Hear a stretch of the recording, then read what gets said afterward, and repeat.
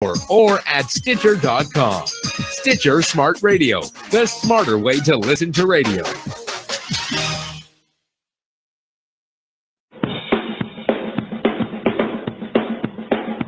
Are you ready, Steve? Andy? Yeah! Bert? Well, all right, fellas. Let's go!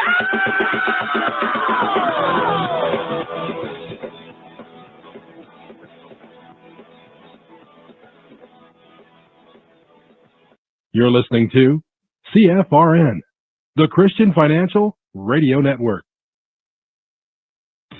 Today's broadcast is brought to you by Audible. Get a free audiobook download at www.audibletrial.com/CFRN. Over 85,000 titles. Choose from mystery, romance, religion, science, technology, business, New York Times bestsellers, even children's books. You name it, Audible has it. With 85,000 titles to choose from, you're sure to find the perfect audiobook for yourself or to give as a gift, and it's absolutely free. Just point your browser to audibletrial.com/CFRN. That's audibletrial.com/CFRN. And become a part of the audiobook revolution by downloading your free audiobook today. audibletrial.com/CFRN. Hey, trader, want to get rich quick? Well, good luck with that. If, on the other hand, you actually want to learn how to trade, the place to be is www.cfrn.net. Tune in Monday through Friday, 9 a.m. Eastern for our daily devotional, and then spend the next 3 hours learning how it's done from professional traders who actually trade for a living. That's www.cfrn.net. Every trading day from 9 a.m. to 1 p.m. Eastern. CFRN, a community of believers who trade for a living.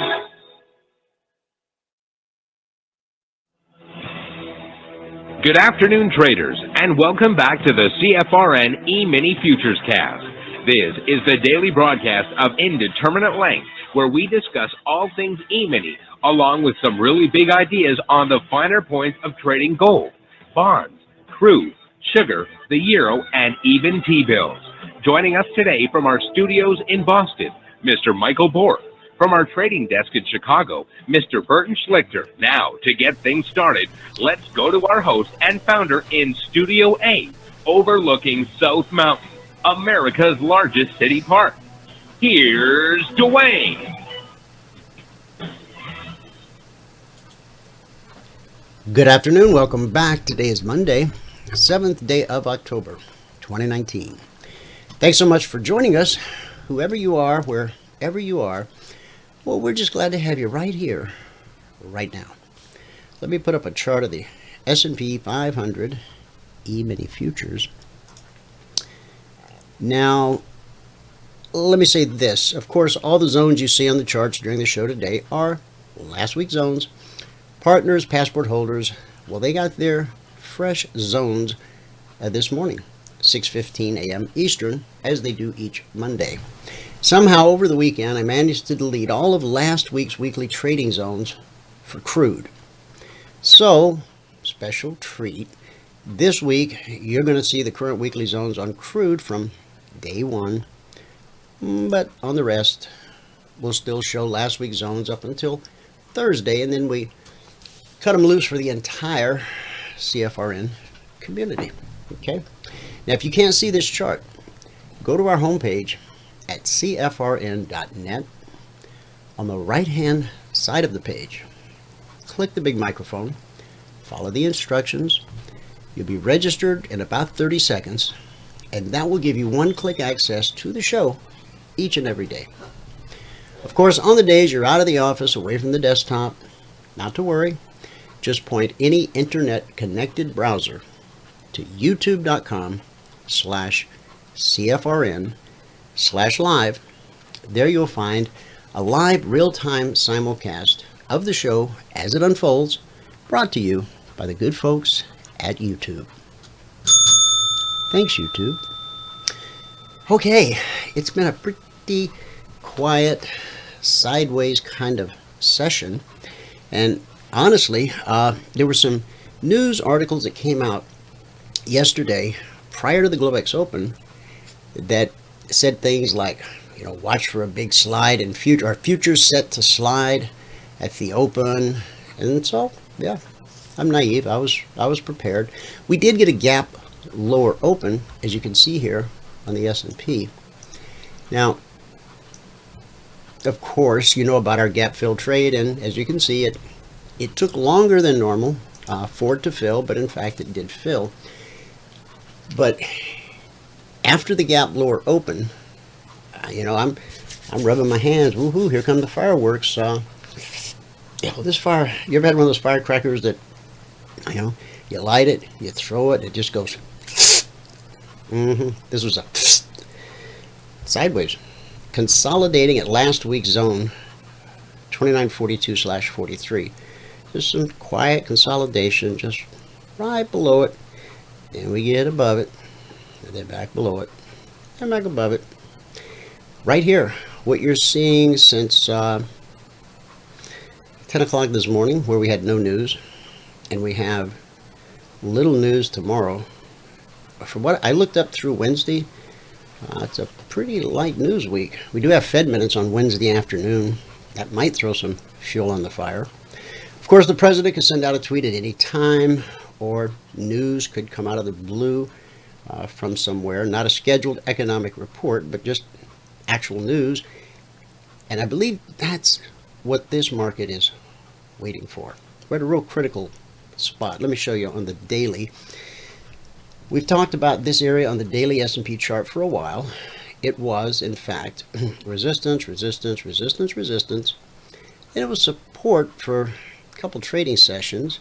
We took it out, found support at was that the 62 fib or the 50? Let's find out. Now I'm going to draw fibs here just on the last leg up on the daily.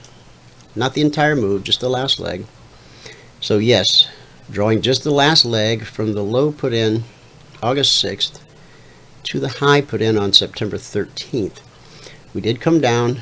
We tested that 62% fib. See if this is Monday, that's Friday, so that was Thursday. We touched it on the Wednesday session, spiked it in the Thursday session, ran right back up to this area that we had highlighted that we expected to be good resistance. It was, for part of this session, we said what we have to do, if we're going to go up to challenge this all-time historic high, the obstacles that are in our way are this area right here. We not only have to get above it, that's part one. Part two is we then pull back, as markets do, and we hold this area on the pullback, and then begin another leg to the upside. That's where you want to get excited, because that very well could signal the run for the roses, the run to challenge this all-time historic high. Let me give you the numbers from around the world. These are the cash markets. Let me pull in some fresh data. Here we go. All right, currently the Dow is up 8 points. NASDAQ is up 11. S&P 500 is up 2. And the Russell 2000, it's up a little over 1. No movers, no shakers there. In the commodity basket, crude oil is up 86 cents, trading 53.67 last. That's a gain of over 1.5%. Gold down $7.90, trading 15.05 last. In the Asian markets, at the close, the Nikkei posted a loss of 34 points. Shanghai was down 26. The Hang Seng lost 289. Now for the Shanghai, that's a drop of 1%. And for the Hang Seng, it's a drop of a little over 1%. In the European markets at the close, FTSE finished the session up 42 points. The DAX was up 84. The CAC was up 33. So basically around the world, we don't have much in the way of movers and shakers. China is still on their national holiday. My understanding is they do come back to work tomorrow, which actually means tonight. When Globex opens, 6 p.m. Eastern, we should see some impact from Chinese traders coming back into the market. Okay, let's do this. Let's go to Michael, get a recap of everything that happened in the live training room this morning. And then when I come back, of course, we're going to talk to John, as we always do. We'll look at the Concierge Trade Alerts from overnight. We'll look at where we stand so far this week with Logic 247. I'll give you a heads up. You see that? Probably won't be a whole lot to show you, but the truth about trading is we're going to show you whatever it is we have to show you. The good, the bad, the ugly. Our format's the same every day. If we got our points, we show you. If we accidentally knocked one out of the park, we show you. And if we got hammered, we show you that too. You know, we're so transparent. It's borders on psychological nudity. Okay, ready, Michael? I am ready. Right. I am ready. Stole that line from Michael Savage. For those of you that don't know Michael Savage, he used to play in our local market on AM Talk Radio, and then he vanished. He broadcasts from his little private yacht in the San Francisco Bay, which I just think is so cool and clever. I would love to do that. And then he vanished, and then all of a sudden he's back. He's doing a podcast now. He's so outrageous, I don't think any of the major networks want to handle him anymore. Or maybe he just found a way to make more money with his own show, unfettered and free, able to say whatever he wants. He could offend some. He doesn't use vulgar language or anything. He's not a conspiracy theorist. I think he's a really smart guy. So, Michael Savage, if you've never checked him out, please do. But beware, there will be psychological nudity. Okay. All right. All yours, buddy. I got it. I got it. I get it. Minimize that and maximize that. There we go. All right. Good afternoon, everyone. Today is Monday, the 7th day of October, 2019. Yeah. If you have not taken a free trial with us, go to the homepage at CFRN.net. Right here, homepage at CFRN.net. And you can click on apply.cfrn.net right over here in the 5-day free trial. Or you can click on any of these other things now too. And they're all going to bring you to this page, where all we ask for is your name, your email, and your phone number. Hit the register now button and you'll be sent a confirmation link. You must click on that confirmation link. Okay? If you don't click the link, well, we don't know that you took the free trial. All right. Now the spreadsheet. Finally, after 46 days of getting our goal, we did not get our goal and we ended negative. If you're going to read the spreadsheet, you're going to read all the CFTC risk disclosures down at the bottom. Today, as I said, is the 7th day of October 2019. We lost 7 ticks in crude, we lost 6 ticks in gold, and we made 5 ticks on the ES. And that put us at minus 67 bucks on the morning session. So we had our first red day in 46 days. It's pretty good, I think. We took 13 trade opportunities trying to get it too. We were positive right toward the end, but then we stopped out on gold, and that's what put us down. So on the month now, we're at $522. That's over 5 days, averaging $104 per day. And on the year, we're at $28,953. That's over 180 days, averaging $160 per day. $160 per day. Okay, now let's go through and show you what really didn't happen today, because there really wasn't much to show. Though I did take 13 trades. Right here at the beginning of the morning session was a momentum long trade. I was a couple of minutes late, so I didn't get that one. But we had a break even there. Then we had a +1 there. A +1 here. Put us at +2 on the morning session. Then we stopped out there and put us at -6 on the gold. I think that was all that we did. Yeah. Let's see, during the break, there was a shorting opportunity right there. Let's see. Another one right there. And that was it for the gold for today. So there were 2 opportunities during the break. The euro, we didn't do anything with this morning. You can see this right here is the whole day on the euro. Starting right here. There were no trade opportunities at all until right over here during the break. And it was a shorting opportunity right there. Crude. Let's see. We missed a short right here at 9:31. Then we picked up, what do we get here? 1 tick on crude. And then we stopped out. So we're at -7. Then we had a break even, another break even. And really, that was it. There just wasn't opportunity today. The markets have been not very productive. On the ES, we missed this for a short right here. Okay, then we got a break even on this one. Then we got a break even on that one. Then we got a +4 on that. A break even on that. And a +1 on this to put us at +5 on the ES. Let's see, during the break, did it give anything up? It looks like you probably could have shorted right here during the break. Right here. At 49.25.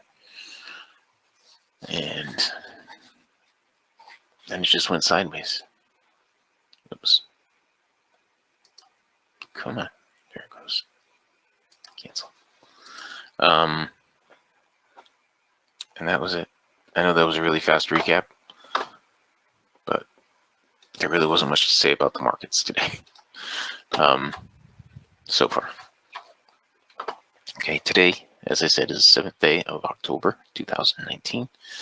Today we lost 7 ticks on crude, we lost 6 ticks on gold, and we made 5 ticks on the ES. That put us at -67.5 on the morning session. Today, took 13 trades, never got the goal for the day. And on the month now we're at 522.50. That's over 5 days, averaging 104.50 per day. On the year, we're at 28,953. That's over 180 days, averaging $160 per day. If you have not taken the free trial and you want to take the free trial, go to the home page at CFRN.net and you can click right here, apply.cfrn.net. It says 5-day free trial, apply.cfrn.net. That's going to bring you to this page, eminitrainingschool.com. Now you could just go to www.eminitrainingschool.com if you wanted to. But all we ask for here is your name, your email, and your phone number, and hit the register now button. Once you hit the register now button, you will be sent a confirmation link. You must click on the confirmation link. Okay. If you don't do that, we don't know that you took the free trial. Okay. Okay. And I know that was quick, but does anybody have any questions about anything that I just went over? I did not. I am just about to, though.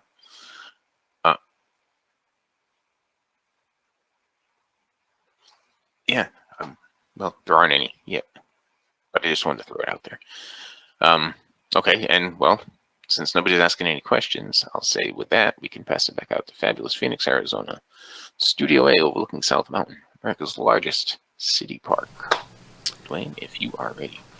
And that's a good segue for me to remind everyone that trading is not a spectator sport. You got to get down on the field. So that means asking lots of questions. Yes. I'm sure that each trader, wherever you're at on the journey, you know, you run up against little speed bumps on the road to the top. And you could spend days, weeks trying to deal with it, resolve it, figure it out, understand it. But if you ask Michael or I, not because we're all that in a bag of chips, we've just been doing this for so long that whatever you come up against, we probably already did. And we probably already figured out, the best answer, best solution, best method, technique. And we're happy to share that with you. So, I got where they say there's a hard way and the simple way. We try to be the simple way. So when we can help, let us. We do indeed try to be the simple way. And despite the fact that it maybe looks like sometimes we walk on water, or we don't, we just know where the rocks are. And we can't read your mind. So you could have a burning question and we'd never know. Unless you call us or type it in the chat box. And nobody sees what you type but myself, Michael, Valerie, Bert if he happens to be here. And none of us are here to judge you. We're just here to help if we can. Karen in the audience today? No. Okay. All right. Because she had posted a comment last week. I wanted to talk to her about it. But if you see her pop in. Okay, I'll let you. And I haven't spoken to John yet today, so I don't assume he's in. Okay. No, he's not in. So look at this, guys, on the S&P. The very thing I feared. We did finally, it looks like, let's see, Friday, the high was 29.53 and a quarter. We actually made it up to 29.55. But I learned something years ago from one of the people in our chat room. Well, actually, he was here. He just used to come on the open house days. I haven't seen him in a while. But I said something one day, and he just typed in a comment and left it at that. Nothing more was said. He said, Dwayne, be careful of markets that put in a 1 to 2 point higher high or a 1 to 2 point lower low. He said often that's a warning sign. And I found his words to be they've rang true for me. They've become a part of my market truth. So this right here compared to this high, you see what's happening on this candle? It's exactly what he meant, and it's exactly what I've learned by watching what he told me for months, even years now. And it's one of the things I navigate by. Very suspicious of that. Because right there, we took out Friday's high. Half the world probably went long. Oh, we got a breakout. It's starting to look like a breakdown. Let's put this on there and just see where it's lying at the moment.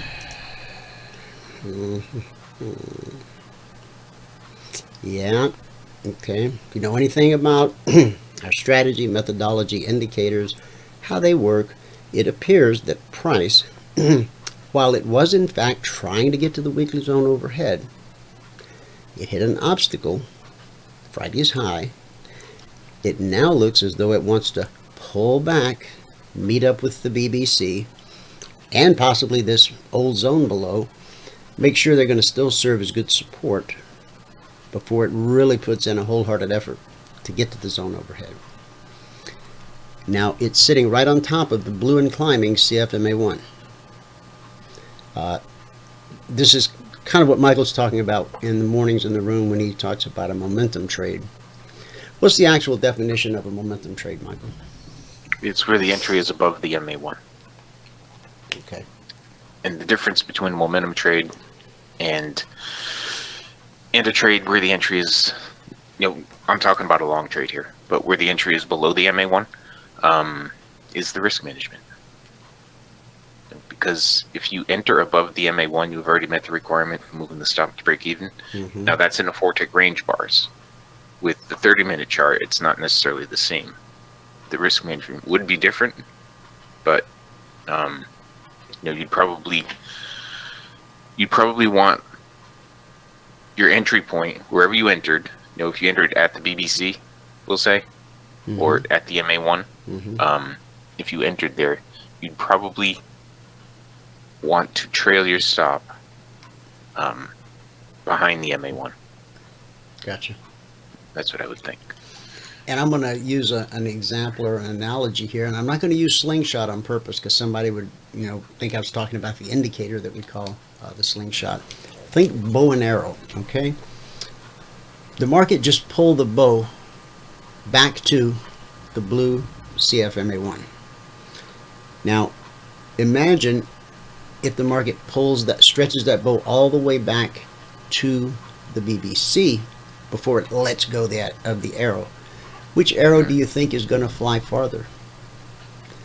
The one that was pulled halfway back or the one that pulled all the way back? Well, I'm sure everybody can figure that out. Right. But that's how I think of it in my mind's eye. That's how I see it. So just sharing it with you, maybe it'll help. Now, that doesn't mean that this thing can't go, but if it pulls all the way back, I think it'll go further. That's all. Yes.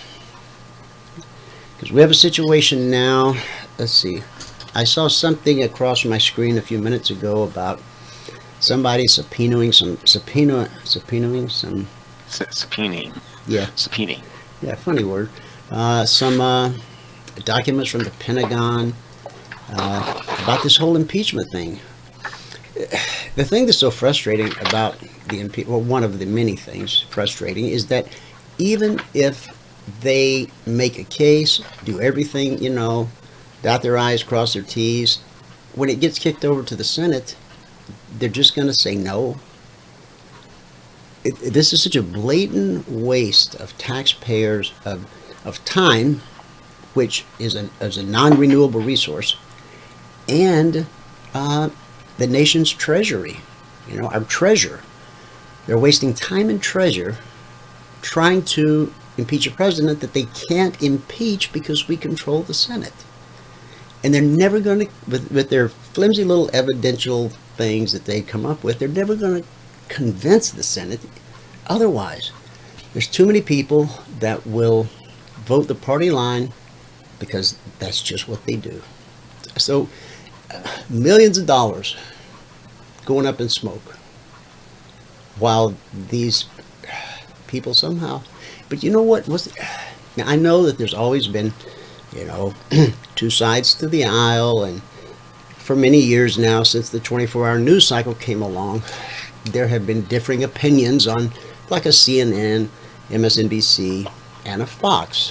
One more liberal, the other more conservative. Now, Fox, I know that sometimes they might go a little over the line in their direction, but I gotta say, every time I turn on CNN or MSNBC, they are so far over the line on their side, it's like a circus. It's surreal. So I'll leave it at that. I don't want to go political now. Let's take a look at the markets. I'm going to bring up the Concierge Trade Alerts. Now, don't get overly excited because this is what we call a flat market, technical term. But I'm going to find them and we're going to look at them. Oh, actually, Valerie just sent me a recap of where we stand so far with Logic 247 this week. So I'll show you that. So far, since last night at 6 p.m. Eastern, we've had a total of 15 alerts. 5 we're still awaiting a disposition. So that gives us 10 actionable alerts. 10 have found their target. 0 stopped out so far. Remember, on average, 20% are stopped out on a weekly basis. Now that's Logic 247, which is based on current price behavior. The one I'm going to go over now is the Concierge. That's the static report, which is based on previous price behavior. And if you want to grab a screenshot, go right ahead.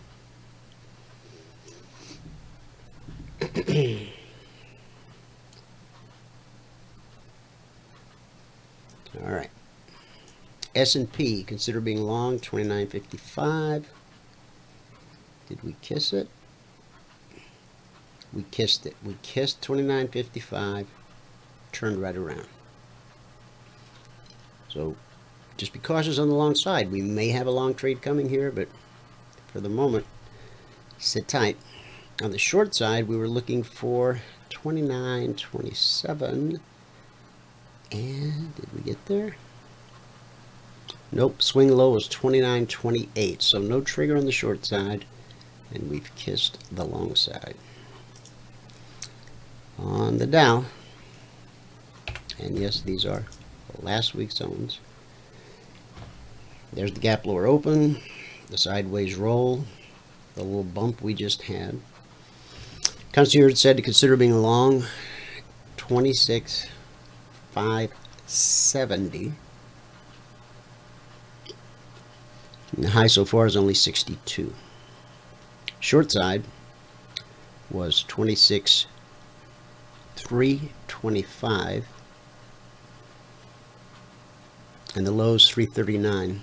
We have no trigger in either direction, and when that happens, it's just the market making up its mind. Now with one alert right in here and the other one right there, it's obvious that this is the one the market is leaning towards. But we could spend, I don't even like to think about it, but we could spend the rest of this session trapped inside of this zone. Hope we don't, or inside of this range that we've set up so far. Okay, Russell.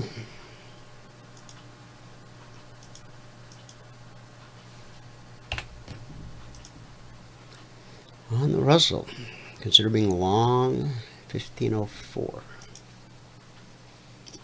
So 1504.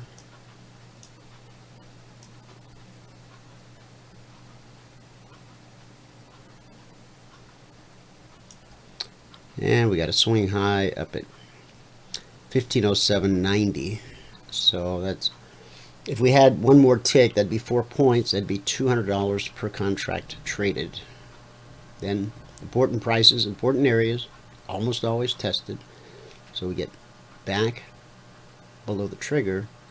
We trigger again, but I'm not real excited by what I see. Just rolling sideways. The short side on the Russell was, consider being short at or below 1490. Did we see 90? We did see 90, but the alerts didn't come out until 8:50 p.m. So that's going to be 2050. So it was on this candle here that the Concierge Trade Alerts were published and posted. So since then, we've not triggered on the short side. Gold. Again, these are last week's zones. Indices all gapped lower and gold gapped higher, but look what happened on that gap high opening for gold. It's just been steadily downhill ever since. Lag and retracement. Consolidation at a zone. Right down to the next zone. More consolidation. And this tells a lot, okay? We tried to make a run. Buyers came in. Tried to take us back up to this important price, important area, but they couldn't quite make it. So they're back down at this zone saying, hey guys, you were here on Friday. Where are you now? If buyers don't show up and start making financial commitment right here, this is a critical area, and we're probably going to see 94.95. That's just the tail of the tape. Now, for gold, Concierge said to consider being long 15.15, but again, the alerts didn't come out till later, so nothing on the upside. On the short side, 1507, so we had a little something there. We dropped down to this zone at 1503, so that's a $400 per contract move. We put the line on 1504. No, wait a minute. I'm sorry, 1507.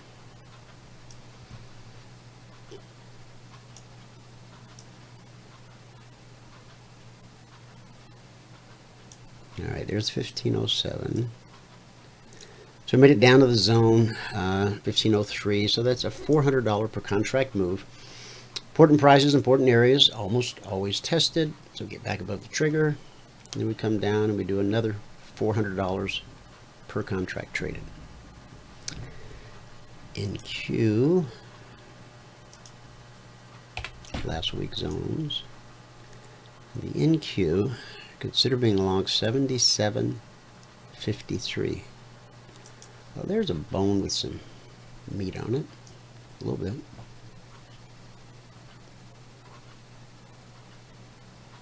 Mm. 77.53.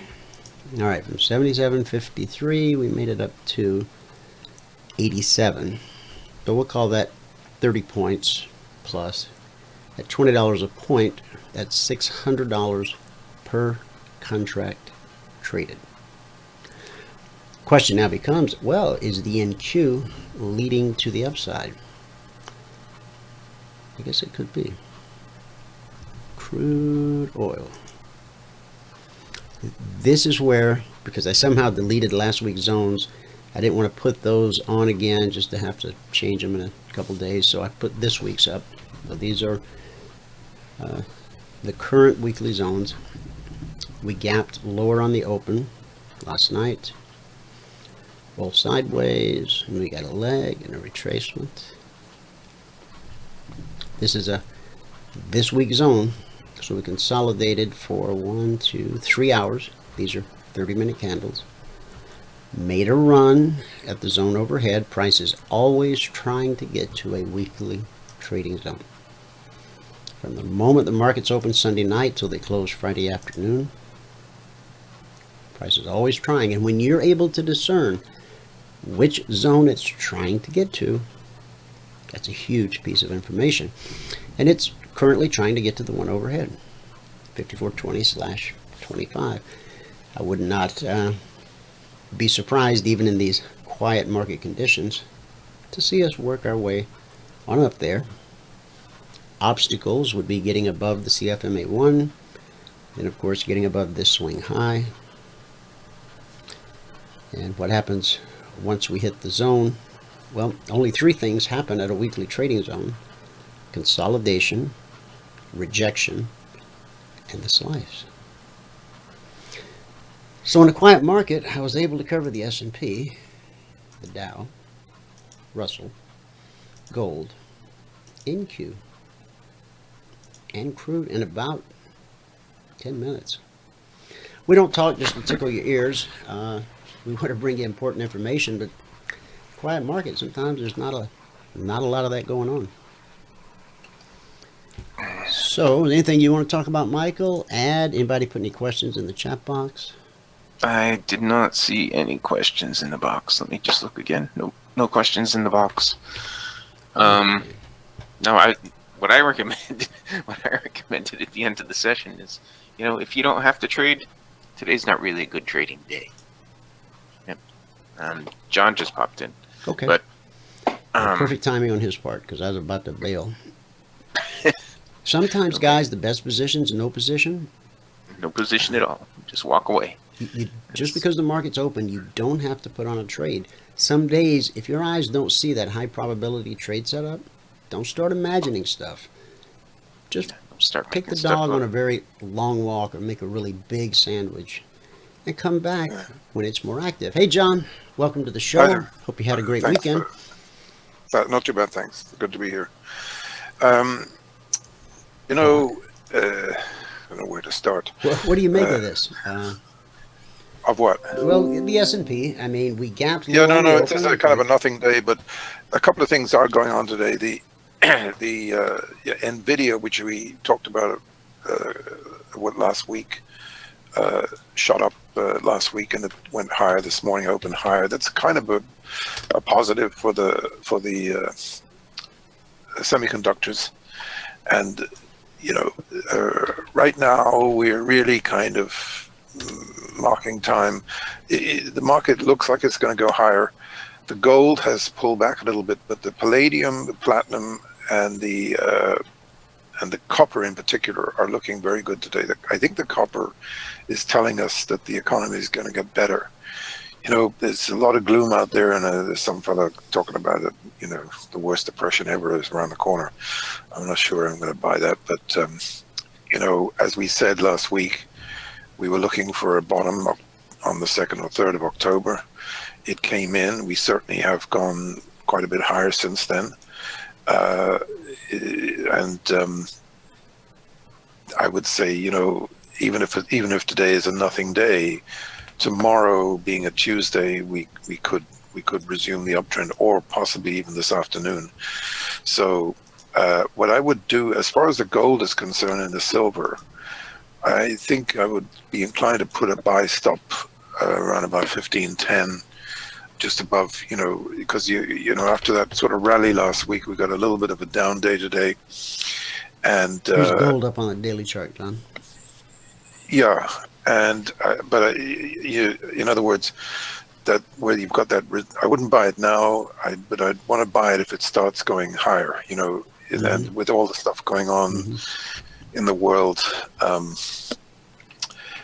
you know, it would be a good idea to have a buy stop just above, because This is I a think 30-minute on gold futures, John. So we're sitting at kind of a triple bottom right here at a weekly trading zone from yeah, last I mean, week. you know, to actually looking at your weekly, obviously, I think you'd agree, if we take out that weekly trading above here, there's a pretty good chance we might be in for a very big upward move. I agree. And I just got a feeling that there's a really strong up move around the corner. We don't know what's going to provoke it yet, but could be any number of things, including the PPI, something like that. Also, the dollar, you know, the dollar's actually pulling, you know, creeping back up a little bit today after a couple of weeks, you know, basically down since the beginning of the month.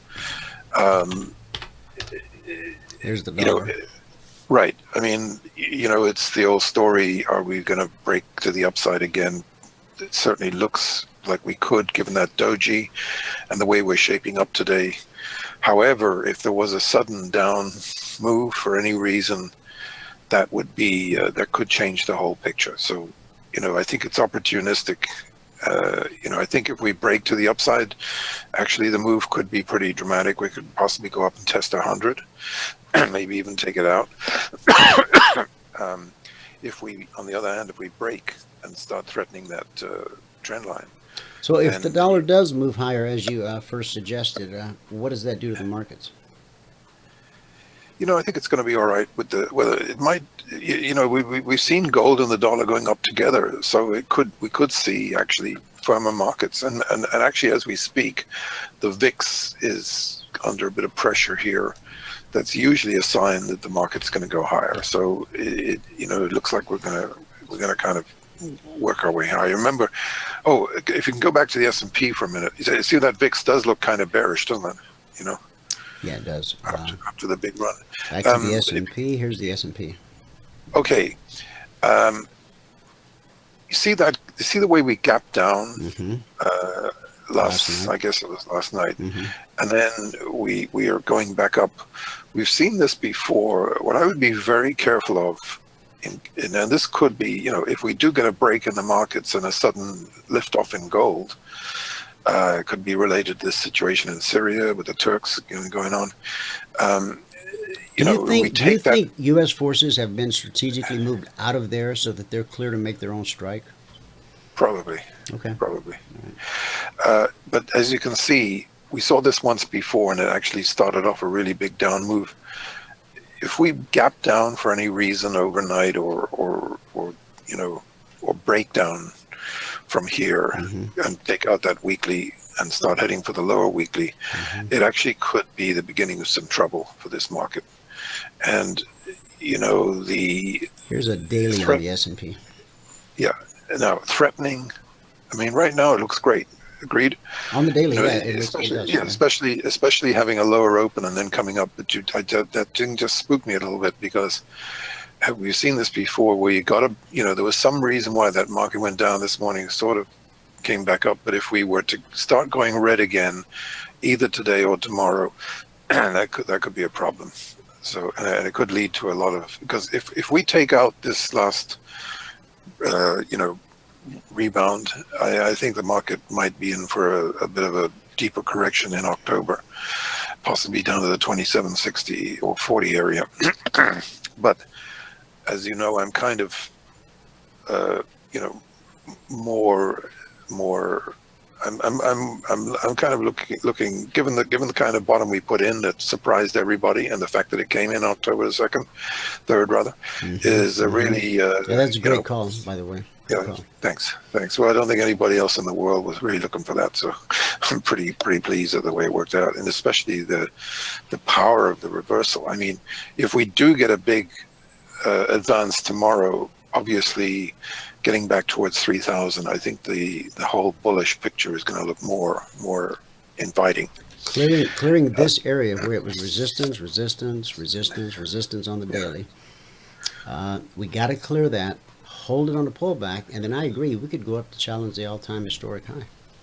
Yeah, and once the area that to get starts through happening, here is going to send us, I think, substantially lower. Yeah, and the impeachment thing, like, it was looking pretty bad for a while there last week, but if you listen to Steve, the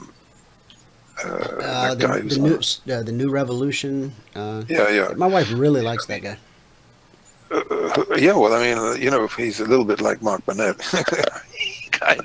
he kind of swept into power here very fast. He kind of, he worked for Tony Blair, David Cameron, or Tony Blair, I think, one of them. Did he? I didn't know that. And so he's definitely an accomplished guy in the UK. I think his wife works for Google. It's kind of like a power couple. They really got sort gotcha. of. But he really loves America.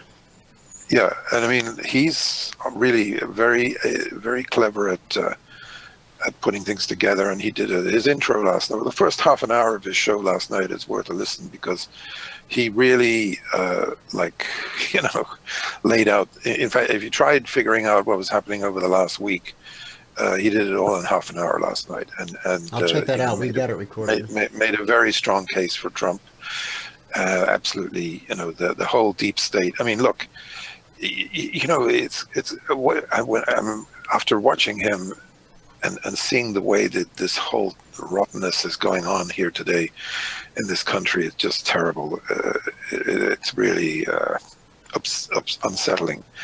The way that you got the CIA and the deep state and the FBI and all these people railed up against Trump, and a lot of gangsterism going on with this false whistleblowers, and you know why they're using the whistleblower. I mean, they're going back to the 70s, and they're sort of picking over the Watergate to see whatever they can, use, regurgitate from Watergate days. And of course, the whistleblower was the thing that really brought the house down back then. So that's where they came up with this whistleblower idea. Now they're trying to line them up, one after the other. It's just terrible. Now, John, I mean, you and I and many in this audience live, eat, and breathe this stuff. But what is the average American? The person just living a normal life, getting up, going to work every day, going to church, doing all the things that people do. What do they think? Do we have a bad president? I think that this is probably going to end up badly for the Democrats one way or another. I mean, McConnell came out this morning. Apparently, he's put out an ad on Facebook saying that basically he's got Trump's back in a sense. It's not going to go any further than me, and the buck stops here, and it's a fruitless exercise. We talked about that at the opening of the show. They're just burning up the American taxpayers' treasure and wasting valuable time. Well, not only that. I just saw a tweet with Hillary's doing something in Italy. Now she's asking China, if you're listening, help the Democrats. So they're both at it, and the thing is that they've been, there's been like truckloads of Democrats going over to Ukraine trying to find dirt on Manafort and Trump and everybody else, and it's been going on since 2016. So it's the case of the pot calling the kettle black. But the interesting thing is, when Trump first came out with the fake news thing, I mean, it was sort of shock horror. How dare you call our media Right. fake and all that? And, once again, he's being proven 100% He correct. nailed it. This guy he's the Teflon president. I'm telling you. Yeah, I mean, I'm telling you, the fake news today is an industry in of itself, and I mean, somebody said, the CNN is like a war room against Trump. It's like a Democratic war. Exactly. It's just war room / circus. Yeah, and I mean, they every time there's some breaking news, they can't wait to get it out and stick the knife in, and it's just amazing. But apparently the clincher, the thing that turned the tide for Trump is the Kurt Volker, the guy who was the envoy.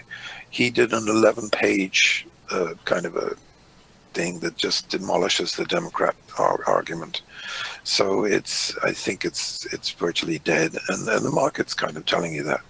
Now, there's always a risk of some bombshell coming out of the left field, and that's why I warned a little bit about this. And then there's this Hong Kong issue too, which is Hey, did you see that article on Zero Hedge about their ATMs are starting to run out of cash? I didn't see that, but and they beat they beat one of I forget which bank it is. I think it was J.P. Morgan. The crowd, the rioters, they grabbed up one of the bankers from J.P. Morgan and beat him in the street. Pretty bad. Yeah, that's bad. Yeah. So, but again, don't forget, you've got the looming trade. Remember there was a lot of very aggressive buying 3 days ago on this reversal. Really very, very powerful buying. And yeah, we had huge volume. Right, big. I mean, there was the mother of all key reversals, really. And we've had 4 of them now, 5 of them. We had the one back in May, the doji there in a big overwhelming up day, and then we've had these 3. Each one has been a very powerful reversal. So why is that going on? Well, maybe the Chinese, Trump's he's supposedly stayed out of the fray with Hong Kong. Maybe Xi appreciates that, and maybe they're going to end up getting a deal together at the end of the day. You remember they were under quite a lot of pressure over there, not with just Hong Kong, but with everything else going on. So they're probably hurting a lot, and Xi doesn't want to go over the edge and have a revolution on his hands, with 100 million unemployed or something, which could happen over in China. So he's probably got to balance this. And at the end of the day, especially if Trump nails a deal with the UK and Europe and Korea and Japan, Australia, I think China is going to feel odd man out if they don't get a trade deal with the US. So that's a pretty powerful draw. That's, we're only a few days away from these talks resuming. So the more than likely that the market could react very powerfully and run to a new all-time high. The other thing is, with the unemployment being down as low as it is, it's really, every piece of good news that comes out from now on is buying more time for Trump to sail through 2020, because something really, really bad would have to happen technically with the market, to create, to derail the economy. And it's sort of like the old Goldilocks, the Goldilocks economy. We're kind of, trundling along. And remember, the stimulus that's going on is unprecedented. And sooner or later, that's going to have an effect. It's got to. I mean, it's just the way the world works. When all the central banks have got your back, I mean, the economy goes higher and the markets go higher. So you've just got to believe, and the odds of that happening are pretty high. And the synchronized, the coordinated effort around the world to get the economy back on track is certainly like we've never, almost, even though it's not getting reported, it's going on. And we're only days away now from Christine Lagarde taking over. And by the way, that could be the impetus that could push gold up a couple of $100 because, really. Why is that, John? Because the day she got announced, gold went up about $50, 40 or $50. Wow. In one day, the first day. So this could be a big part of what I foresee as a possible next up move in gold, even if the market goes up together. The other thing is, really now the dollar, if they figure out a way to break the dollar and get the dollar to go down, I think it's just manna from heaven for the world economy based on what happened the last time the dollar got weak. And if the world economy gets strong, the US just gets stronger. And it's going to be spectacular, because if the dollar gets, if the dollar does go down by 10 or 20%, it probably means the market's going to rally by the same amount between now and 2020, later, second half of 2020. So I think that's just, and look, all of the election cycles, pretty much, generally speaking, in the third year of an election, the fourth quarters are usually very strong. We're in the fourth quarter now. And the second thing is, usually there might be a dip, like there was before in 2016, in the first few months of the final year, but it's probably going to be a strong year next year as well. So, all of the ducks are lining up for Trump right now. And remember, the economy for the next 6 months is, month by month, is going to be 9 to 10 months behind the strongest move in market history, i.e. from 21,000 to 27,000. There's never been a move like it in that short a time. So, $6,000 move, 6,000 point move. So, 9 times out of 10, that becomes a stronger economy down the road. And, a lot of stocks are pretty close to their all-time highs. I mean, look at Google, look at Apple. Apple's probably at an all-time high just about today. It's getting, that this iPhone thing, it's just amazing how a lot of previous models of Apple's phones didn't really move the needle. Mm-hmm. A lot of times Apple announced a new product, and the stock usually went down. This is the first time. Look at that. We're just about to hit an all-time high in Apple. That means that, the company's worth $1 trillion plus. Again, I think it's actually at a closing, not quite a closing all-time high yet today, but it's pretty close. Here it is on the daily chart. Yeah, and I mean, look, Apple is a big leader. When Apple's going up, you don't want to be bearish. It's just that simple. So, and it's got a gap. Here's the previous high over here, John. Yeah, look at that gap. So this is very, very positive. And this iPhone 11 has really captured the imagination of Apple fans. And Have you it's seen really one fascinating. or used one? Not yet. A couple of days. I should have one in a couple of days. A bit of luck. But the interesting thing is that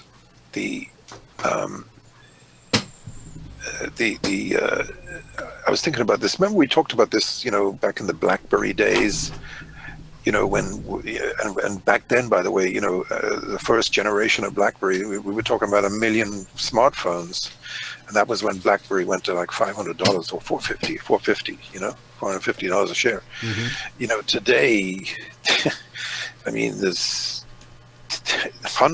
not tens of millions of smartphones, hundreds of millions of smartphones, and what's happening? Just a second. Go ahead. BlackBerry still trades. I'm surprised. I thought they had gone out of business. Trading 517. I wonder what the all-time historic high was. Let's have a peek.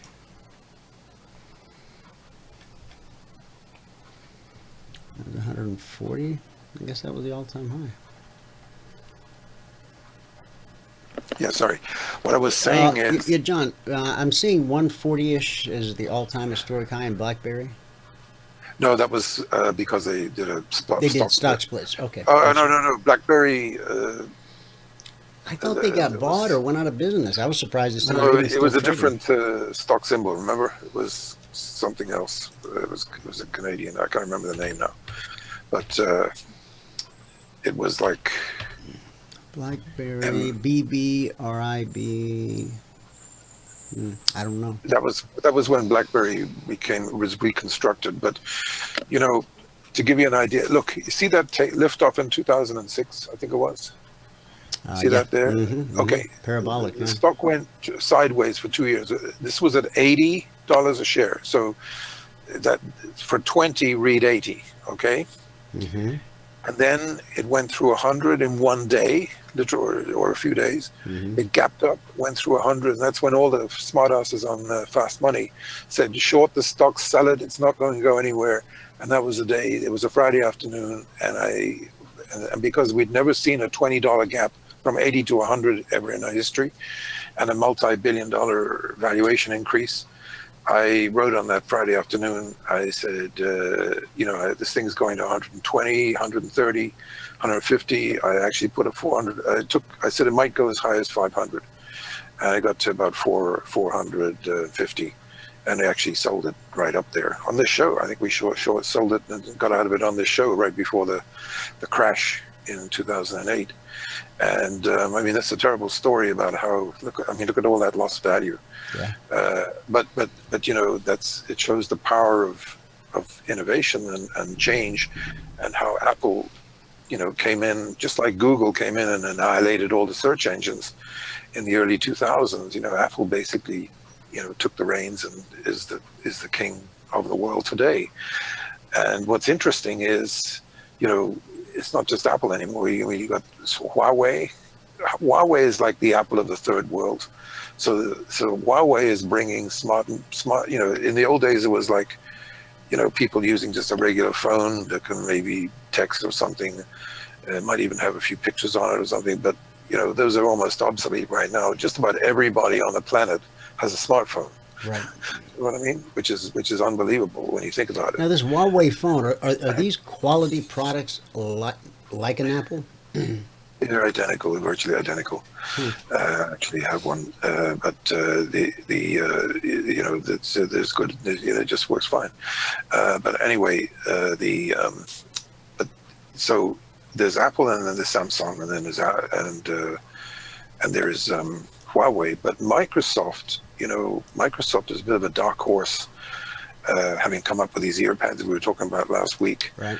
And now they've got a new phone, just came out. It's a kind of contender. It's a double phone, it's one of these kind of tablet type phones. What's it called? I don't know. It just came out last week, or it may not be out yet, but they announced it. And who was it that announced it? Microsoft. Microsoft phone. I thought the Microsoft phones were dead, but maybe they're bringing it back. That is Lumia. Is that no? Not that. Microsoft Lumia. Put new phone. Maybe that's it underneath. Check that out. Let me just click news. Oh, I didn't want the 2018 in there. Get that out. New Windows Phone 1990.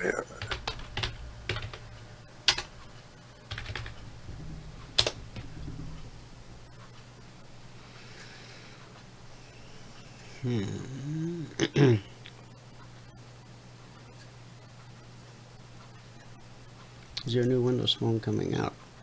Best answer, no. Microsoft isn't building new features, so there's no reason to. Just try a new Microsoft phone. Okay. Or new double Microsoft phone, I think it is, kind of thing.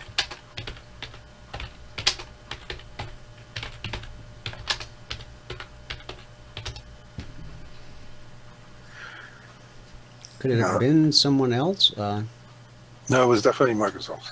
I'm almost certain, because it had. There is that it? There. Well, there's a Surface Duo phone. Check that Surface Duo phone. Oh, okay. right?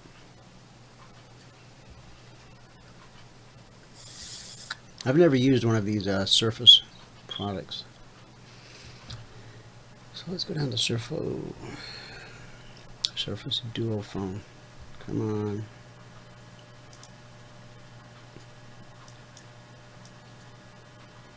Yeah, that looked like it. Just there. That's it. That's it, right? Yeah. Surface Duo. The company known. Oh, come on. This page is not behaving.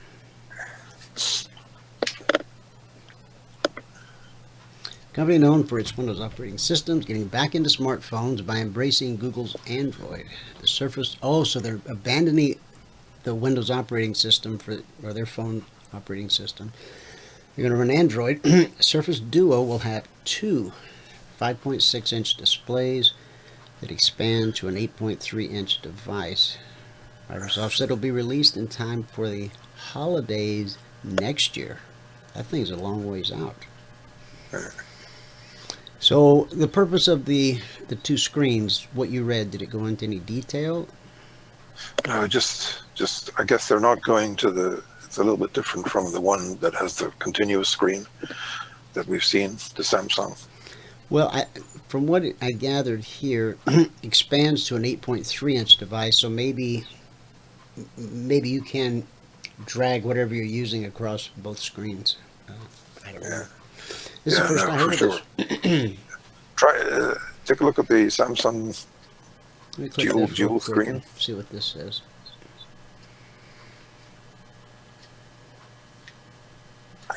Yes, the Microsoft phone is really happening.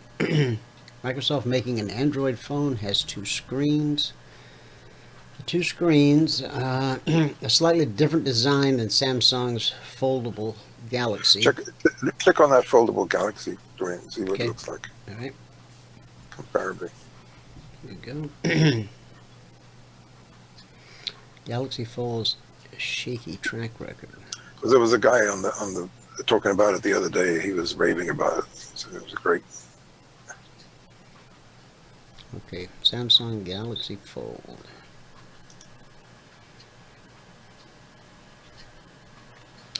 Extra large display, excellent for watching videos, photos, and reading. It proves that a foldable phone can be truly useful and not just a gimmick. The bad. Design problems abound. Its 7.3-inch screen is too fragile, and the 4.6-inch display is too small. Battery life is short, and it's $2,000. Wow. The Fold is overpriced, lacks water and dust resistance. The huge screen notch and thick bezel make it feel cheap despite the cost. Oh, I listened to a podcast this weekend, John.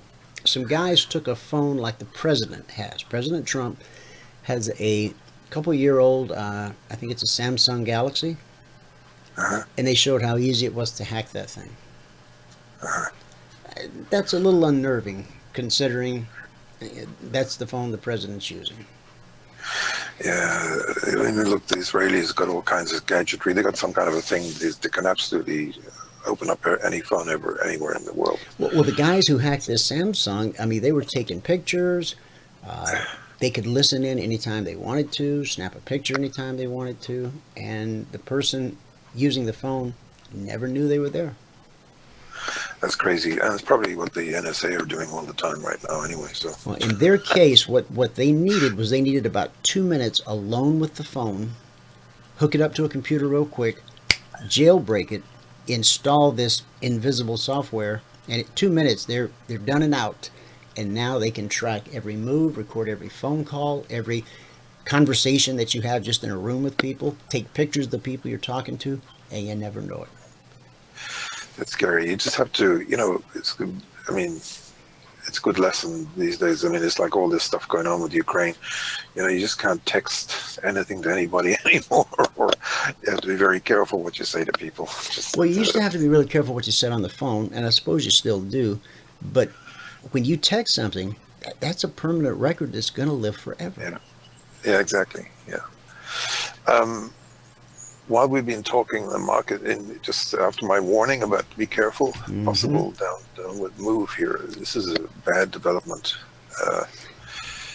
This is not so. You see what I mean about that gap down, and then we go up and test the high and come. It's almost like the traders took the market back to last Friday's night's high. To Friday's high to give them a chance to go short. This is a little bit of a worry. And I was just talking about this, John, before you came on. Right here, when we went up and took out Friday's high by like a point and a half, I said half the world just went long because they think we've got a breakout here. And I'm very suspicious of this. A guy in our room taught me a long time ago, be suspicious of new highs or lows that are only like 1 point, maybe 2. Right, Be very suspicious of that. You know, go back a few decades and you had an army of people on the floor who were kind of looking for that to short. You know, that's the way they think. And on this show, that's what you get. A lot of tips on how that, you know, we have to think like the floor trader and how they would react to these kinds of things. So, and by the way, you know, I saw a few very famous names. I haven't listened to anybody for a long time, and I just listened to a few broadcasts over the weekend, and I'm telling you, we're light years ahead what we're doing on this show in most of the calls we make and how we present it. What I heard was very difficult to interpret, and was really quite a surprise to me, frankly. Well, and it's usually what you hear on these. Considering I actually, you know, respect these people a lot myself. Unfortunately, there's just too much, John, of something that we don't do here, and that's, well, we're definitely going up from here unless we start to break down. Wow, there's a way to be right every time, you know, and so we don't do that. We try to be more specific here. Exactly.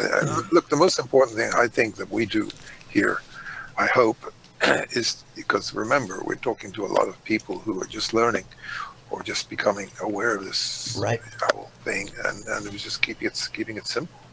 You know, keep it simple, stupid, and really, you know, that's why I don't get involved in options and all that kind of thing, because it's just way too exotic for most people. And I mean, I've mentioned a few option trades like on the JNUG, which have worked out really well, spectacularly. In fact, I mean, look, if you're in options and like when the JNUG was, say, 80 and it goes to 100, like, you know, in 2 or 3 days, and you've got options, you're probably going to make 10 or 20 times your dough, you know, but you could also lose it all. So that's the other side of the coin. But occasionally you can get, you know, you can get some great trades that will reward you very well. I'll tell you right now, you know that guy who's on CNBC a lot, John Nigerian? Oh yeah. He's got a brother. He knows a brother, yeah. Right. John and Pete. I remember 1987, on the Friday, you know, we went down 100 points on the 103 points or so on the Friday, or 106, I think, on the Friday before the crash of 87. And remember, back in those days, 100 points was a big move. And, you know, to give you an idea, I think it was after 1987, maybe in 1988. I think in January 8th, 1988, I think I made a guy $1 million in one day on that, just because I had a feeling the S&P was going to crash. And he went short at about 250 contracts. I didn't know he was going to do that, but he did, and he ended up calling me back at the end of the day. He said he made the trade of a lifetime. Good for him and good for you. Have you ever looked at these weekly options? They're relatively new, aren't they? Yeah, that's again, you know, but there's always a catch with these things, you know, one way or another. Yeah, but going back to 87, on that Friday, and this is just a Friday, not the crash, right? On the Friday, because it was expiration, it was a triple witch. If you'd bought some options if you'd spent 25 grand on, you know, right in the morning, early morning, you made $1 million before the end of the day. And John Nigerian did that trade. Wow. Yeah. That's what got him. That's what got him going. And then I think. And now, how much did the and market and move then on I that think day? I think on the crash day he actually made about 4 million, I believe. Wow. So that was a hell of a day. Interesting. So there's always a chance that something like that could happen. Even this month. So I mean, it's a long time since we've had something like that happen. So you have to be mindful of the possibility that something could come out of the left field that really would shock people. So do you think exogenous events come on some kind of cycle? Are you in tune with that cycle? No, not particularly, but they do come around from time to time. It's look, October. It would be rare for something like that to happen in an election year, but it's not the first time. Look, one of the things that would tank the market probably would be a third-party candidate coming in right now. That would be a problem. The market doesn't like third-party candidates for some reason. So, that would be one thing. If some other candidate suddenly showed up for the Dems, which is a distinct possibility, that could also temporarily tank the market. So, look, sometimes you get a sense that, there's a big down move ahead impending. It's not, you have to have all the ducks lined up for that to happen, but they do happen from time to time. I mean, we've called a few of them on this show. But and when you see those, you got to press the issue. You got to try and max out if you can without taking too much risk. You know what I mean? So, and you have to be quick. It's like soccer. You see so many soccer games, and the biggest mistake that people make in soccer is they have a window of time that's probably a second or two or three. And but honest to God, 95% of all soccer players hesitate. They lose the opportunity and they always shoot too high. That's the first problem. Mm-hmm. They always shoot too high, so they miss the goal. And the second thing they do is they it's the same in the markets. Traders hesitate. Absolutely, it's a natural part of the human condition.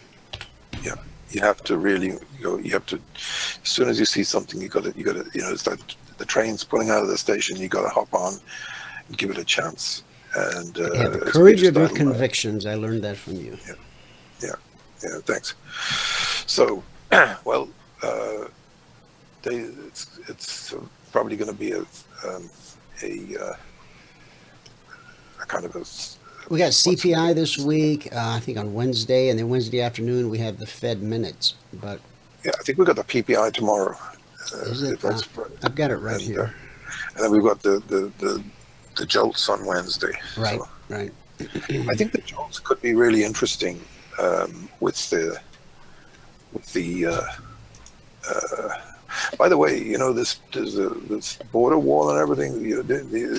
These cartels are using drones in a pretty big way now. You know that? Really? Yeah, they're using some pretty large drones to move product, which is it's just amazing. Especially, I mean, when you look at some of the high value product today, it's not that big of a deal to drop that, over by drone. You know what I mean? If do you know what the street value of a pound of fentanyl has? I don't, but I'm about to find out. That stuff is so powerful. Policemen die from just showing up at the scene of a crime. I don't understand why they even deal in that stuff. It's just kind of how anybody would even.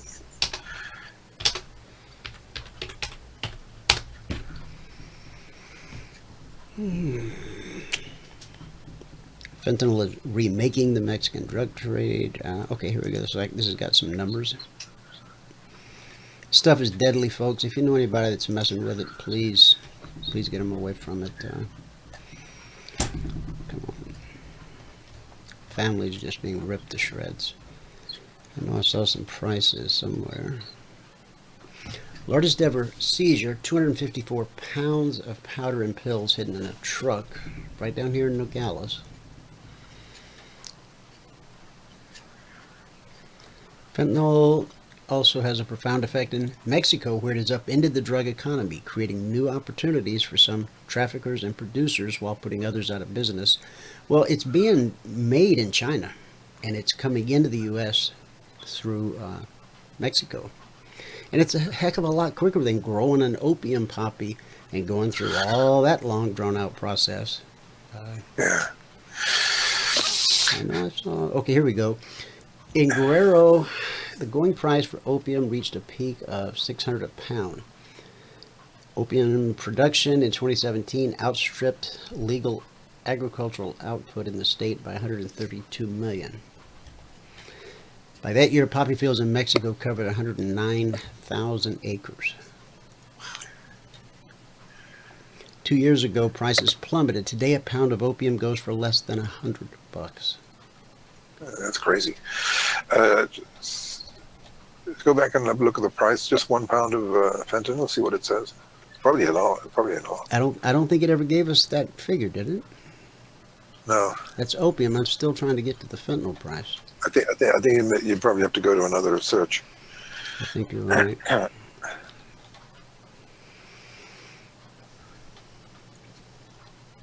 Fentanyl is 50 times stronger than heroin. 50 times stronger than heroin. It costs $32,000 to produce 1 kilogram of fentanyl. That 2.2 pounds can be used to manufacture 1 million pills with a street value of 20 million. So there you go. There's the incentive. What kind of a percentage return is that from 32,000 to 20 million? That's a lot. Yeah, it's a lot. Fentanyl has another advantage for Mexican drug traffickers. The narcotics trade in Mexico has become increasingly decentralized because of the government. For smaller, leaner criminal operations, fentanyl is a perfect match. It's much easier to buy the chemicals from smugglers than it is to control growing poppies. A very low barrier to entry, so anybody can be a gangster. It's a 625-fold return. Imagine it's almost 1,000-fold. That's crazy. They used to ask for shipments that were 90% heroin, 10% fentanyl. Now it's the other way around. That's why so many people are ODing, because they get this stuff. They think maybe they're just getting regular old heroin, and it's got all this fentanyl in it. Man, it just takes them out. Police officers have died at the scene. Now they all have to put on their gloves. The chart at the top, Dwayne, that showed the deaths, that's just terrible. Look at that.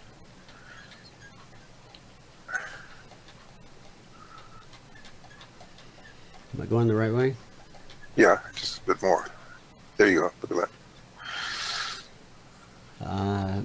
Okay, so what is it we're looking at? U.S. deaths from fentanyl and other synthetic opioids in 2018. I mean, look at this climbing chart here. 30,000. Between you and I have a good friend whose son was lost to this. Yeah, terrible. Scourge of modern life. Drug business is really terrible. Yeah. And the damage, the economic damage from it, just all that, the loss of potential and loss of opportunity. What was so sinister was that the only real solution for addiction to opiates, it's called Suboxone. I don't know if you've ever heard of it. It's a bit of a miracle drug. But the United States government made it practically impossible for doctors to prescribe. And a doctor could only have like 100 patients. And it was just so much red tape for people to get on it. President Trump has stepped in and fixed this thing. We now have a 24-hour-a-day, 7-day-a-week clinic in Phoenix. If you're hooked on this stuff, you can go there in the middle of the night and just say, I need help. It used to be like a 3-day waiting period. Who can stay clean for 3 days on this stuff? So you can go in the middle of the night and say, I'm hooked, I want help. Bam, they put you on that medication. And I know people, I've seen them strung out yesterday and clear as a bell today on this Suboxone. It doesn't get you high, but it takes away all the withdrawal pains. So, and that's why people don't get off the stuff, because once you get on it, it's just too painful to get off. If anybody ever saw the movie Ray, about Ray Charles' life, if you saw him laying on that bed agonizing through his heroin withdrawals, my God, that should be enough to make anybody never want to go there, because it was a real. I've been in the room with people going through that, because we used to run a recovery home. And it's horrible, man. It's just horrible. Dwayne, I'm just looking at the silver and gold situation. And can you put up the gold chart for a minute? You want a daily? Yeah, I think so. You want to see a daily? Okay. Yeah, I think so. You know what? Let me do this. Yeah, actually, hold on with the Jane out there.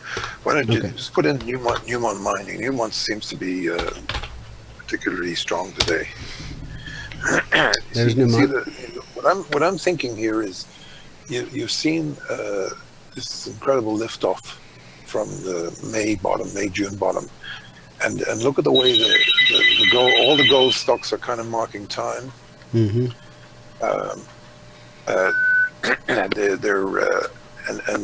They're really starting to look. I mean, if this Newmont starts come up and fill that gap, getting back to 40, I think it's going to be unstoppable. And if you look at GOLD, I think GOLD looks the same, similar. Now Barrick, okay. Yeah, there it is.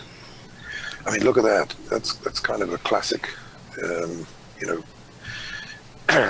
if we come out of this island bottom here. Yeah, exactly. We've got to kind of break to the upside, but given the sort of ABC, I mean, we could be going into a third wave on the upside in gold. And look, there's a few people out there who are saying the banking system's in all kinds of trouble. And then, you saw HSBC going to lay off 10,000 people. So there's obviously some risk of the banking system coming undone, which would be very bullish for the metals. There's a couple comments in here from Don. Let me share those with you. Back to when we were talking about China. He said China will never give in. Not really. They'll lie about a deal and then renege. China knows they are invincible, thus no reason to negotiate in good faith. What are your thoughts? Probably, right. It's going to be an eternal battle, but at the end of the day, if they extract 90% of what they're looking for, it's better than nothing. Right.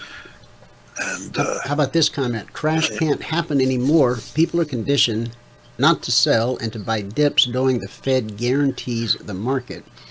2009 rebound taught everyone to never sell downturns because it'll always come back in more. Well, up until now, you could say that's been the case, but there's, the whole world you've got to be always, what's the word, prepared for something completely out of the left field to come. It could change everything. I mean, you really have to be that. There's been too many things have happened in our lifetime to not make you, just as a mentality as a trader, you've got to be, you can't be dogmatic, you've got to be flexible. I don't like the way this daily chart's shaping up on silver. Yeah, no, the silver is weaker than the gold. And remember, we did come off the lows very sharply last week, so it could still come down and retest. And it's definitely not looking as good. Like I say, as a matter of prudence, I said earlier on, don't buy it here. Just have a buy stop or keep a mental stop above the 15, sort of 17, because if something happens and the market does turn, it could be, it could be very difficult to get on board the next up move. Well, we've got a weekly trading zone right in this area. Let me check futures. Yeah, the thing is the dollar is turning, which we already talked about. So maybe that's the short-term pressure on the gold and silver.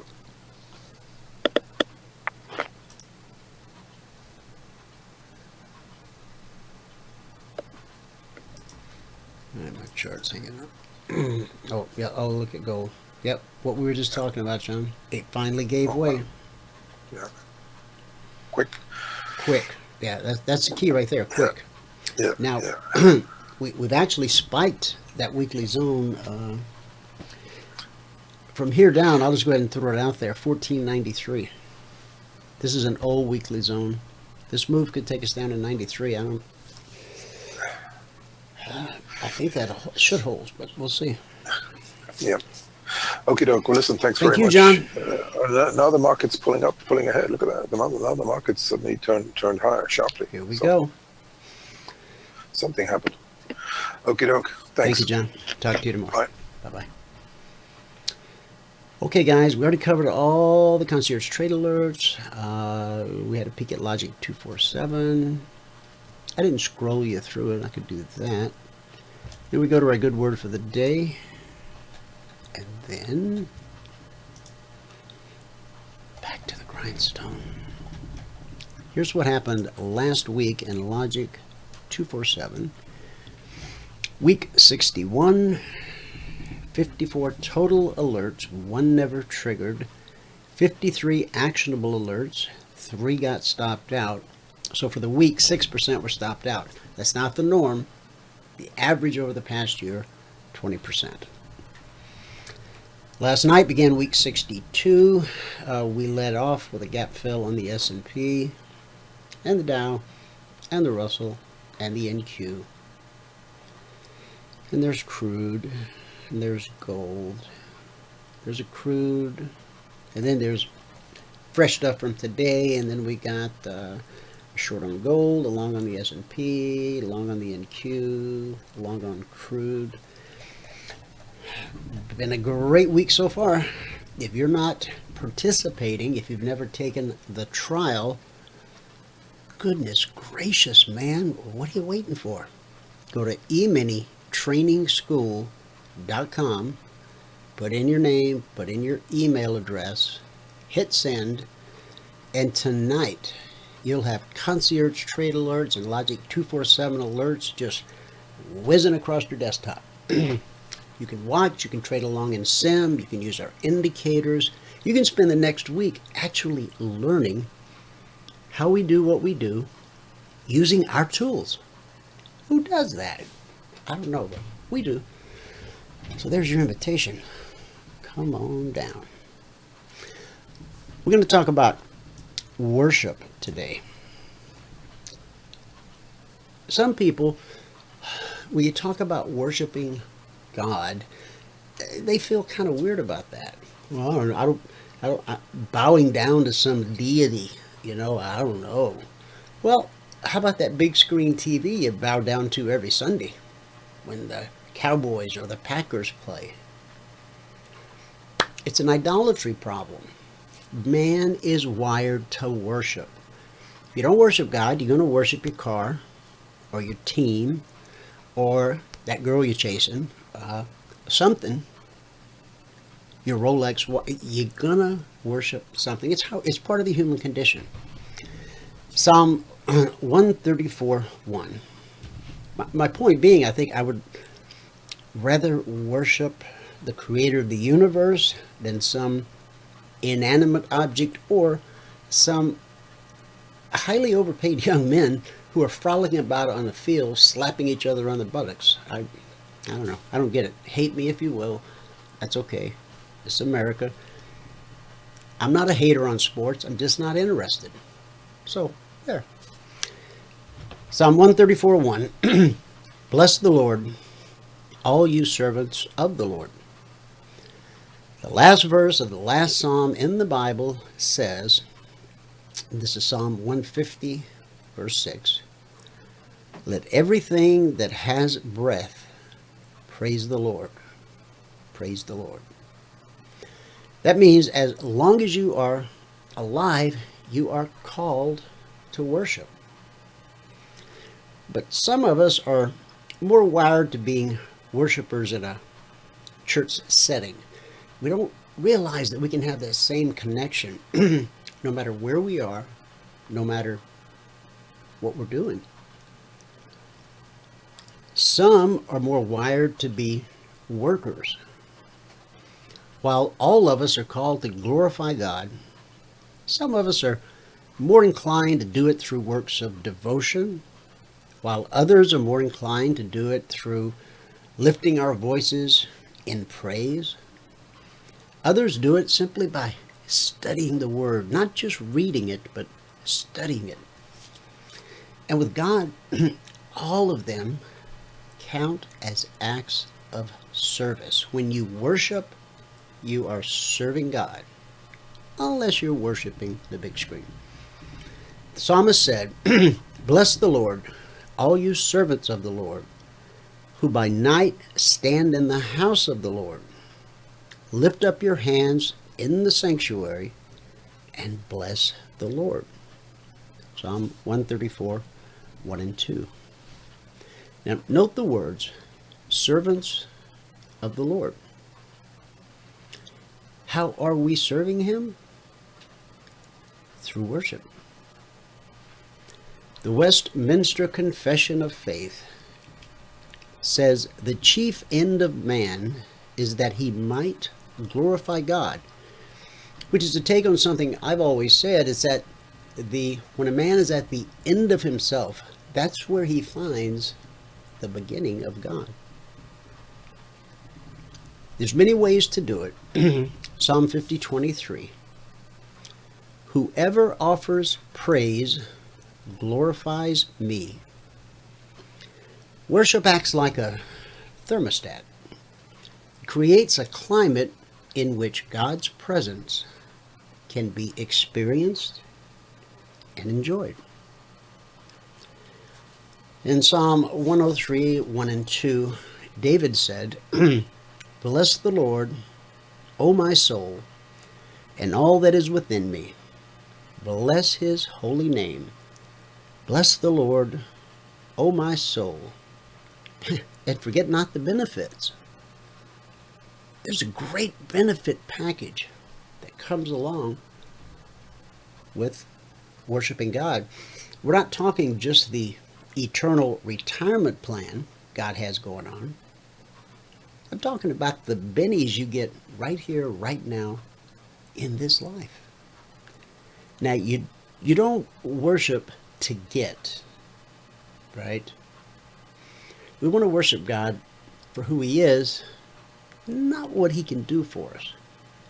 Because if the motivation is off, if the heart's not right, then you're just singing a pretty song, waving at the clouds. Make sure you make it what it's supposed to be, so you get the benefits.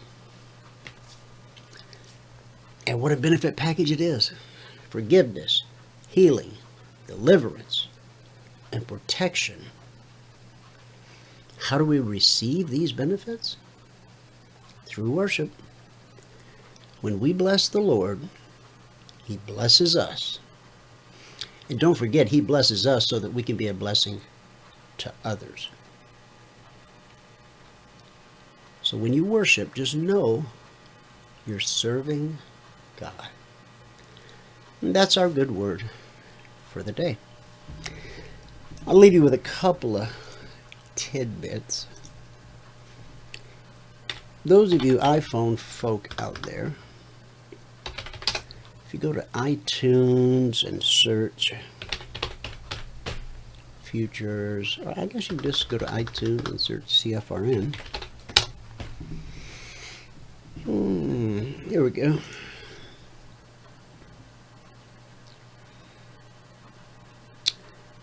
I would appreciate very much, those of you who are iPhone folk, I've revived the podcast. We've been podcasting since 2005 daily. Before most people even knew what a podcast was. Now it's the cool thing. I let it lay dormant for the last year or so. I guess I got lazy. I don't know. But I've kicked it back up a notch starting last week. Yeah, on the 4th. So if you would come here and subscribe to the podcast, it doesn't cost anything, but it helps our ranking. And then if you're really feeling kind, leave us a review. On the actual app, there'll be a place you can click and just write a short, one paragraph. I like listening to the show, whatever you want to say, to tell the truth. Okay, that's all I'm asking. So far, we have a 5-star rating. That's all the stars they got. So if you can help, I'd appreciate it. Appreciate it very much. Also, I brought this back to life.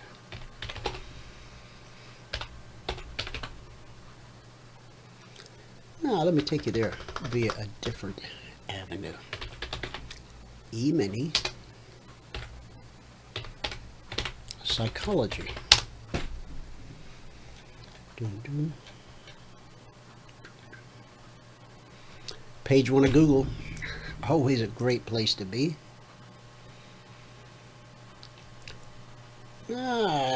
Should have took me to the blog. All right, do this. When you go to the website, click on Emini Radio Blog.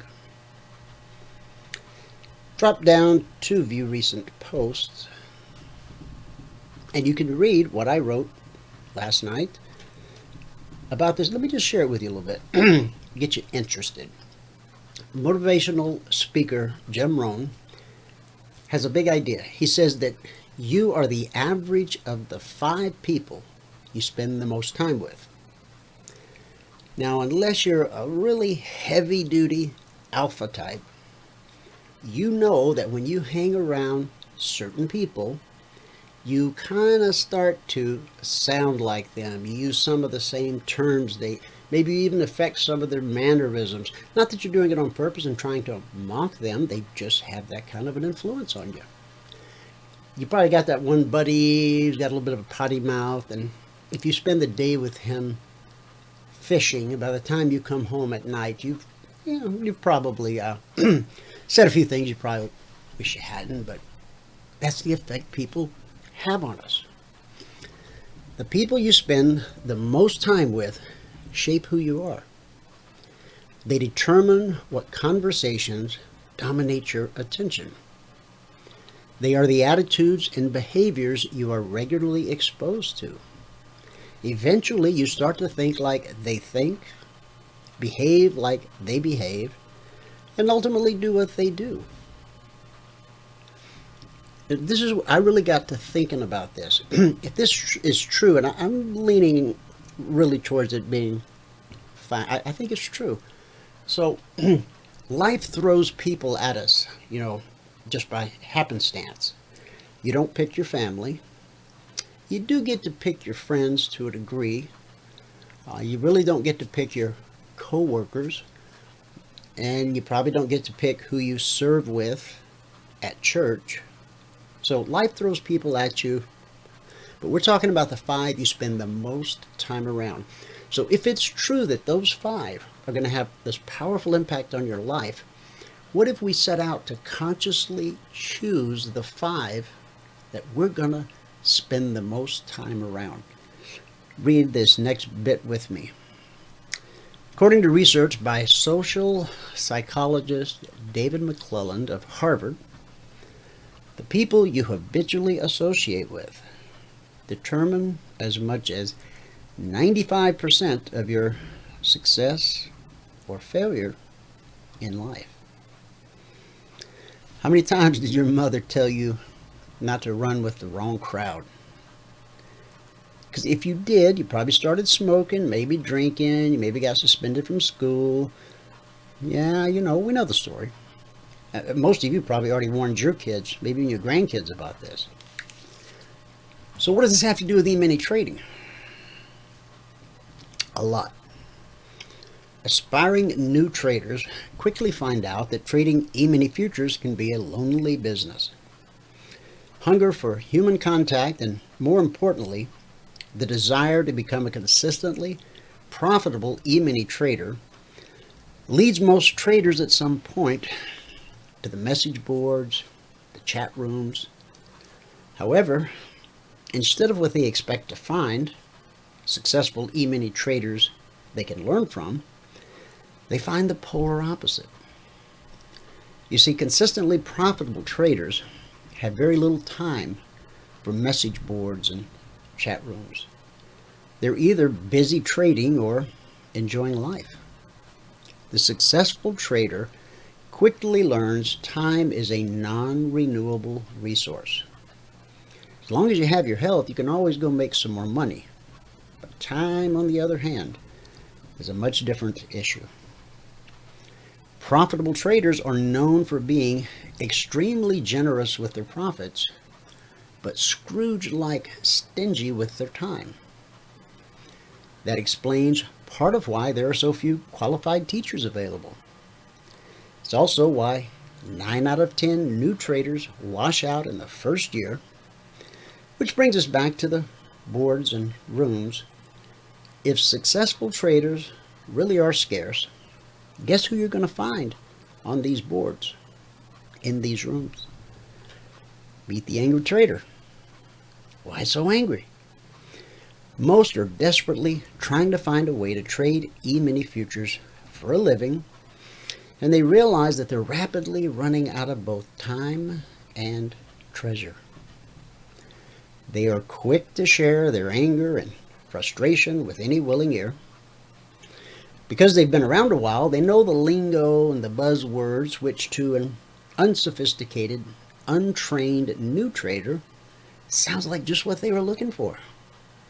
Somebody who knows what they're doing, but it's more of a wolf in sheep's clothing scenario.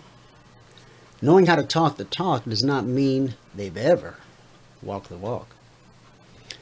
Now, in some cases, the anger that you find in these rooms may be justified. I mean, hey, if somebody just paid 20 grand for software or 30 grand for training and they still can't grab their points every day, well, that's bad. However, not everyone there was lied to or misled. Some simply don't have the self-discipline to achieve consistent profitability. Not even if you gave them tomorrow's newspaper today. Truth is, without self-discipline, you'll never succeed as an E-mini trader.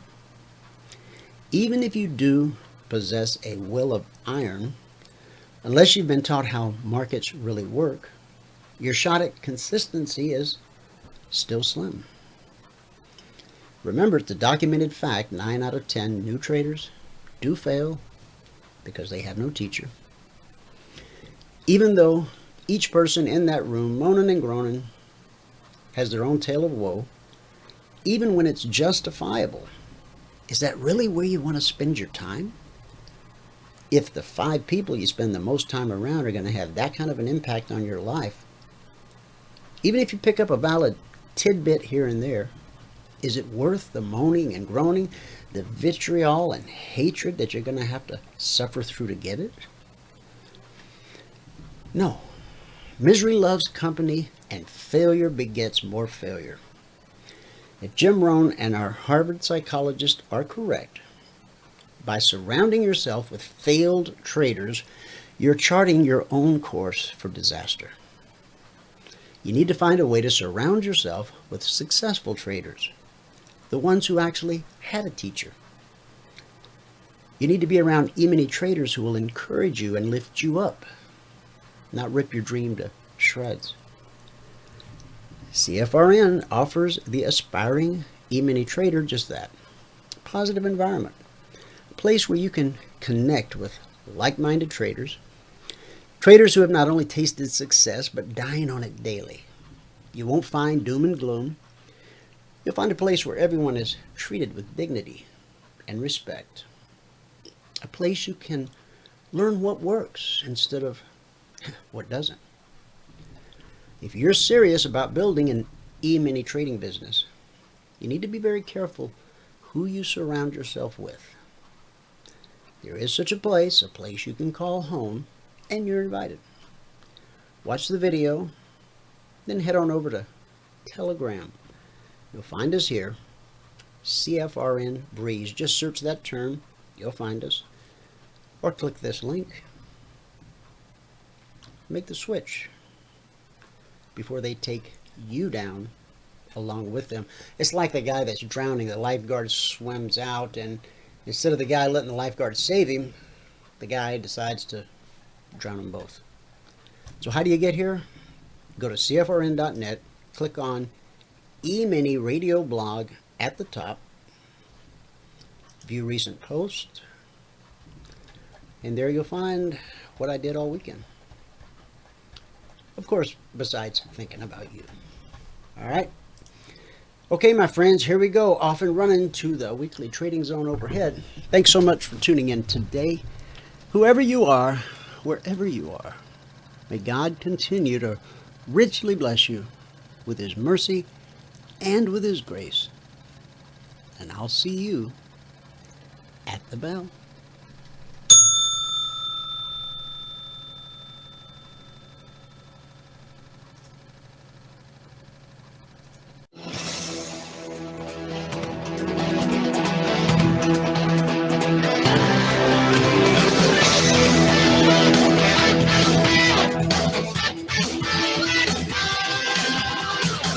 Remember this, there is no greater return on investment than to see a human life changed and given hope.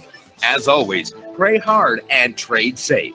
Any financial information discussed on this show is simply the opinion of our host, Dwayne Reeves, his co-hosts, and guests. To learn more about trading Emini Futures or to take a 1-week free trial in our live trading room, call 1-866-928-3310. 866-928-3310. Information discussed on this radio program should not be construed as a recommendation to buy or sell any security.